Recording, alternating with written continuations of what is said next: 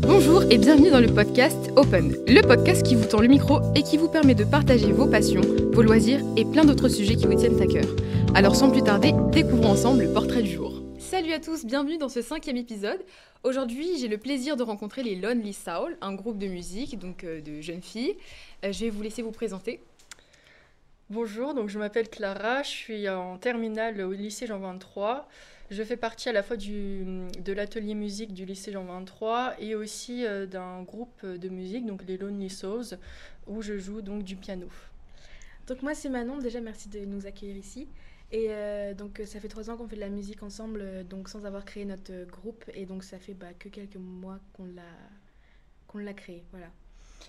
Donc moi c'est Julie, j'ai 18 ans et ça fait quelques mois maintenant qu'on a créé notre propre groupe de musique, les Lonely Souls, et ça fait quelques années aussi que je fais du piano au lycée.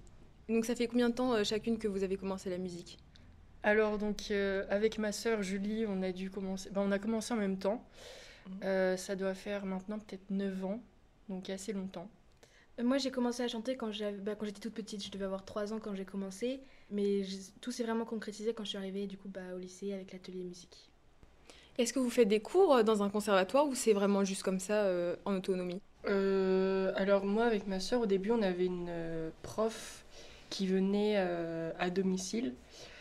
Et donc, elle nous faisait des cours comme ça, une fois par semaine, je crois que c'était. Et sauf que maintenant, je pense qu'on a atteint un niveau assez supérieur. Donc, maintenant, on n'a plus trop besoin de ces cours. Voilà. En fait, on a appris les bases avec cette prof-là, mais on n'a pas jamais pris de cours de solfège, en fait. Donc moi j'ai fait 2-3 cours de chant, mais j'ai pas du tout aimé le système de devoir correspondre à certaines règles, et j'avais vraiment vu cette fierté de vouloir apprendre toute seule et d'y arriver toute seule. Donc voilà, j'ai pas pris beaucoup de cours. Et t'avais essayé dans quel conservatoire ? C'était pas un conservatoire, c'était une prof, on allait chanter chez elle en fait. Et elle voulait quelles règles ? C'était du classique qu'elle te faisait faire ou... En fait on y est allé, on était plusieurs, j'étais au collège, j'étais en 4e. Et en fait, c'était vraiment des chansons que personne connaît, tu vois. Genre, c'était des trucs... C'était une chorale ou c'était des cours Non, de c'était individuel, alors on faisait des duos, des trucs comme ça. Mais franchement, c'était super cher et c'était trop nul. J'ai pas du tout aimé. Et t'avais essayé quoi comme chanson ? Une chanson de Stéphanie Poetry, I Love You 3000. Et tu peux nous chanter ? Non, j'étais sûre que vous allez demander ça. Ok, d'accord. Bon, alors du coup, pourquoi le nom Les Lonely Soul ? Alors déjà, faut savoir qu'on a galéré à trouver ce nom, parce que quand même, mine de rien, un nom de groupe, c'est difficile à trouver, parce que ça doit à la fois correspondre à ce qu'on fait, et aussi ça doit refléter aussi un peu notre personnalité. Donc déjà, Lonely Souls, pour ceux qui ne savent pas traduire, ça veut dire les âmes solitaires, et on avait pensé avec ce titre que... par exemple, les âmes, on dit souvent en fait quand on pratique une activité artistique qu'on est on est connecté avec notre âme. Et donc, c'est un petit peu ce qu'on ressent en fait quand on joue tous ensemble de la musique. C'est vraiment un lien très unique qui se crée entre nous. On vit vraiment un moment de partage. Donc voilà. Et puis pour la petite histoire, on a pris un concert avant d'avoir un groupe.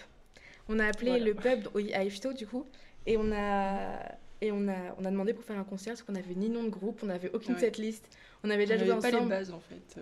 Et donc c'est un soir, je dis j'ai trouvé un concert au pub à Ifto et tout. On n'a pas de nom, ma mère elle fait, on a cherché pendant une demi-heure au téléphone comme ça. Ouais. Ma mère elle dit mais Lonely Souls ça sonne pas mal quand même. Et du coup les filles, moi j'étais pas très emballée, et après ça a fini par venir, et du coup maintenant moi j'aime bien ce nom. Ouais, j'avoue, c'est très poétique. Mais vous êtes rencontrés grâce à la musique ou vous vous connaissiez déjà avant en tant qu'amis ? Nous, on se connaît depuis le collège, depuis la 6e, ouais. Ça commence à remonter, notre relation n'était pas vraiment... Non. En fait, au collège, c'est vrai qu'on a plusieurs fois été dans la même classe, mais sans pour autant être amis, on se parlait, mais sans plus. C'est vraiment avec l'arrivée au lycée et avec l'atelier musique, et surtout avec la musique, qu'on s'est vraiment rapprochés en fait. De toute façon, le jour où je suis arrivée en cours d'année, c'était un mardi, jour de musique. Je suis montée et là, les filles elles jouent du piano, j'étais choquée, je les avais jamais vues jouer du piano. Je prends le micro, je chante, elles étaient choquées. Donc on était là en mode, mais ça fait quand même 4 ans qu'on se connaît, on ne s'est jamais entendu jouer et tout. Vrai. C'était super drôle. Parce franchement, vous êtes plutôt timide chacune. Ouais, de base quand même. Bah moi non. Toi ça va, mais nous... Mais c'est surtout que ça m'avait jamais passé à la tête, enfin l'esprit qu'elles fassent du piano. Pour moi, elles faisaient du dessin et c'était leur passion et tout. Et quand je suis arrivée, j'étais en mode, ah bah, les secrets comme ça.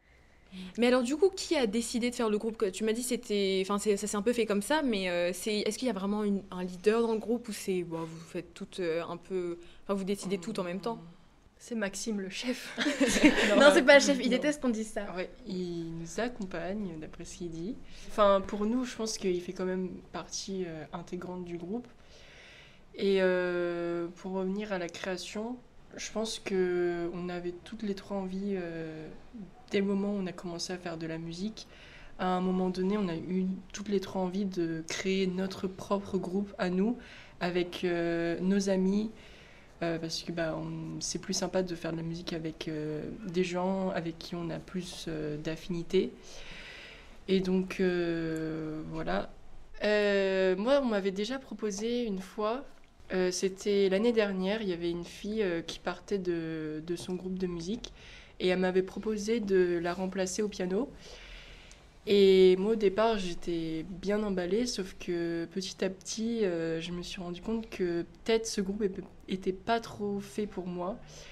Elle m'avait demandé de faire des choix en plus entre l'atelier musique, soit rester dans l'atelier musique ou aller dans son groupe, donc il fallait que je choisisse entre les deux. Et donc, ça m'avait vraiment mis un coup sur le moral. Et après, je m'en souviens, j'avais appelé Max et tout, et j'en avais parlé avec lui. Et au final, j'avais refusé. Et de toute façon, il m'avait dit que j'avais toujours encore plus d'opportunités plus tard. Et après, c'est ce qui s'est passé en même pas un ou 2 mois plus tard, même pas. On a créé notre groupe et... mon rêve s'est réalisé. Voilà. Après, je pense que c'est surtout Manon et Julie qui ont eu, je pense, l'idée en première. Après, moi, je me suis plus rejoint. Maxime aussi, je pense qu'il... en fait, au début, on était censés faire un truc que toutes les deux. Parce que j'avais appelé... Quand j'étais au pub, donc pour le premier concert, avant d'avoir un groupe, j'ai dit, oui, on serait un piano et une chanteuse, c'est bon. Et donc, comme Julie en parlait beaucoup, et toi, t'en parlais pas tellement, tu vois, tu t'avais pas envie de faire...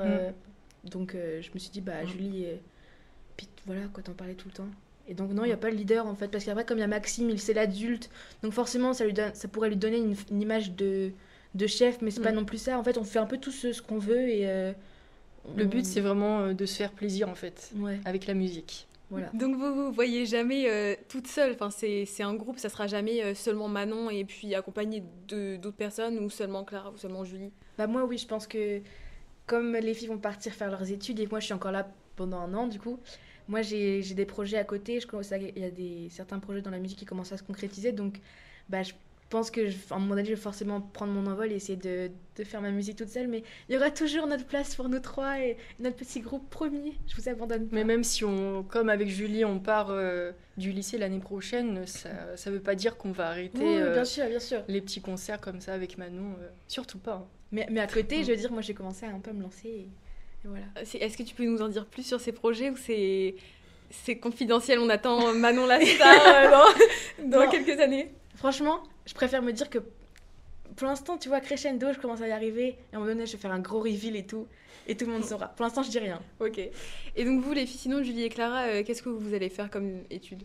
Alors moi, pas grand-chose avec la musique. Hein. Moi, j'aimerais bien devenir actrice de cinéma. Donc, rien à voir avec la musique. Tu fais du théâtre là déjà ou Ouais, voilà, je suis déjà du théâtre dans une troupe depuis, je crois que ça fait 7 ans maintenant. Et donc voilà, ça me plaît beaucoup. Et j'espère que je vais pouvoir percer là-dedans, quoi. Parce que c'est quand même un milieu qui est assez compliqué, mais voilà, je pense que j'ai la motivation, donc voilà. À de voir avec François Civil. Je sais pas du tout qui c'est François Civil, c'est un acteur. C'est un acteur. C'est un acteur. Tu l'aimes beaucoup ou Non, je l'aime bien. Oui, c'est quand même un acteur français que j'aime bien, mais voilà. Ok. Et donc c'est un peu le même, pas le même délire, mais un peu la même tranche que Pierre Ninet. Ah voilà. Oui, ok, je vois bien. Là, tu vois là. Et donc, On se sait. On se Ouais. sait. Là, tout de suite. Et du coup, tu vas aller dans quel... Alors, du coup, je vais faire mes études sur Paris, dans une école donc de théâtre. Voilà. Ok. Et ben si jamais il y a des acteurs ou je sais pas moi, des Si producteurs de jamais je films peux qui vous passent. signer des autographes dès maintenant. Dès maintenant. Et du coup, Ouais. toi, Julie? Bah, moi, au départ, je voulais être vraiment dans la musique, mais c'était pas trop possible parce que je voulais faire des petits concerts à droite à gauche et tout, mais faire ça, c'est pas possible parce que ça gagne pas assez et on peut pas gagner sa vie comme ça. Mm. Et j'avais trouvé aussi la musicothérapie, un peu thérapeutique et tout. Sauf que, vu ma personnalité, je pense que j'ai un gros travail à faire sur tout ce qui est émotion, Sensibilité, tout ça. ouais, tout ça, Prendre du recul, hypersensible, ouais, sur... tout ça. Et comme je partage beaucoup la souffrance des autres des fois, je me suis dit c'est peut-être pas trop un métier pour moi, pour l'instant en tout cas. Et donc là, je suis admise dans une école d'art à Paris aussi, une école privée, Brassard, où là, c'est que... Excuse-nous. c'est que c'est pas du tout la musique, c'est du dessin avec l'art digital, animation 3D. Je vais faire une classe préparatoire où je vais me spécialiser après dans une des filières que je vais choisir et puis voilà. Et donc, t'as jamais pensé à, je sais pas, aller en musicologie, par exemple, à Rouen, je sais qu'il y a ça. Ou alors aller dans un conservatoire et puis devenir prof ou même professionnel. Une fois, je me suis dit, ah, c'est peut-être bien de faire prof de musique, mais je pense que ça me plairait pas Ouais. de faire ça. Et conservatoire, j'ai un peu de mal parce que j'aime pas trop qu'on m'impose des musiques et tout. Après, je sais ce que tu m'avais dit. Tu m'avais dit que c'était des préjugés. et Oui, tout. mais oui, vraiment, c'est pas ça Je le m'en conservatoire. souviens, tu m'avais dit Bah, ça. après, ça dépend. Nous, là, c'est conservatoire d'Yvetot. Donc, voilà. c'est sûr que c'est moins exigeant que le conservatoire de Paris ou je ne Mm. sais où. Mais c'est pas comme ça, les conservatoires. T'as quand même le choix. Tu peux te spécialiser si tu veux faire que du jazz, que du. Ouais. Bah, après, là, bon, tu fais du piano, tu peux tout faire. Tu peux faire du classique, du contemporain, je sais pas moi, tout ce que tu veux. Donc, c'est vrai que tout le temps dire que le conservatoire, c'est super strict et puis avoir un prof à domicile, c'est mieux. Je sais pas, parce que j'ai jamais eu de prof toute seule en tout cas, mais en ayant l'expérience d'être en conservatoire, je pense que c'est vraiment bien parce que tu as plusieurs profs. La formation musicale, ça t'apporte tellement de choses et moi j'adore le solfège, tout ça. Bon, voilà. Est-ce qu'il y a déjà eu des moments de difficulté dans la mise en place du bah, groupe ou... Bah, il n'y a pas très longtemps, on a notre guitariste qui est parti, donc c'était super compliqué de rebondir. Et donc on a dû prendre la lourde, entre guillemets, lourde décision de continuer notre groupe qu'avec 2 pianistes et une chanteuse, et donc Maxime. Et donc là, c'est vrai que c'était un peu compliqué Mais parce après, que... je pense... après, on s'est découvert... parce que là, du coup, on fait avec 2 pianos. Et c'est encore mieux puisque avec Ça notre rajoute piano notre qu'on style, a, du coup. voilà. Et puis on peut remplacer aussi la guitare avec des sons différents, rajouter des sons aussi. Et au final, la formation à 4, je pense que ça nous convient bien. Mais donc comme 3, ça. c'est pas forcément un déséquilibre, quoi. C'est pas mieux de faire un duo ou un quatuor. Enfin, c'est bien 3, ça vous... Non, ça marche toujours. Tout est une Oui. question de talent. Ouais. Et d'envie, surtout. Voilà. Et donc, sinon, pour revenir à votre première scène, tu m'as dit que maintenant que vous aviez joué une première fois au pub d'Yvetot, c'était quel titre que vous aviez joué? On a fait une setlist d'1 heure, je crois. On a commencé Ouais. avec une setlist d'1 heure. On a fait tous nos... En fait, comme ça fait 3 ans qu'on était là, on avait un sacré... Comment Répertoire. on dit Ouais, un sacré répertoire. Mm. Et donc, on a fait les titres qui marchaient le plus, ceux qu'on aimait toutes les 3. Pas les titres qu'il y en a que 2 sur 3 qui aiment. C'est-à-dire, par exemple... I Will Survive. Je déteste cette chanson. Maintenant, on n'aime pas du tout la chanter. Moi, je trouve que ça vraiment... Ça met l'ambiance en fait. Ça crée un lien avec le public, mais maintenant, on n'a pas voulu la garder. Donc on avait gardé un peu nos bangers et on a fait notre première scène. On était un peu stressés quand même. Et Ouais. surtout que moi personnellement, comme je suis sur la scène, sur le devant, elles sont Mm. assises et tout, avec Maxime aussi.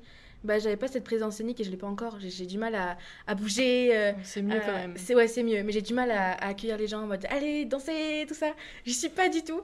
Donc, franchement, je sais plus c'était quoi la question. J'étais sûre que j'allais faire ça. Non, c'est pas grave. Mais pour revenir sur le stress, etc., est-ce que justement la musique, ça t'aide à être moins stressé? Ou est-ce que c'est un peu Enfin, pendant que tu travailles, pendant que tu t'amuses et tout, dans votre groupe, dans les entraînements, forcément, c'est du plaisir. Ou bah, parfois, c'est aussi difficile parce qu'il faut travailler, quoi. Mais quand t'es sur scène, du coup, est-ce que c'est une charge en plus? T'es en mode la pression, l'attente du public, etc. Ou est-ce que justement, ça te permet d'oublier qui tu es et de te libérer sur scène? Bah, je pense que justement, j'oublie pas qui je suis, mais je sais qui je suis. Oh, la nuance. Ça, non, c'est beau. en fait, bon, déjà, il y en a beaucoup qui le savent, mais je suis pas très scolaire, donc je peux pas me dire que ça me rapporte une charge mentale ou même au quotidien très compliquée, puisque bah, je fais que ça. Donc voilà. Mais c'est vrai que par exemple, des moments pendant des répètes, je suis un peu fatiguée et je vois la liste qui est super longue. Enfin, on fait souvent des répètes où on travaille le set plusieurs fois. Et quand t'as 20 chansons, tu dois toutes les faire et tout, que j'ai plus de voix, j'ai plus rien, là c'est compliqué. Mais dès que je suis sur scène, en vrai le stress, il est là pendant les 5 premières minutes avant que ça commence. Le bonjour, on est les Lonisols, là c'est un peu stressant, j'espère que vous allez passer une bonne soirée. Première chanson, après c'est bon. Ouais, en fait, Après, t'as le c'est stress. c'est que du kiff. Ouais. T'as le stress avant parce que t'as vraiment envie que ça rentre bien. Parce que t'as beaucoup travaillé pour ça et que t'as vraiment envie que ça se transmette auprès des gens. Mais une fois que t'es sur scène, c'est vraiment un moyen en fait de décompresser totalement et c'est vraiment une vraie passion, quoi. Puis en plus, tu restes sur le nuage pendant genre 3 jours, tu vois.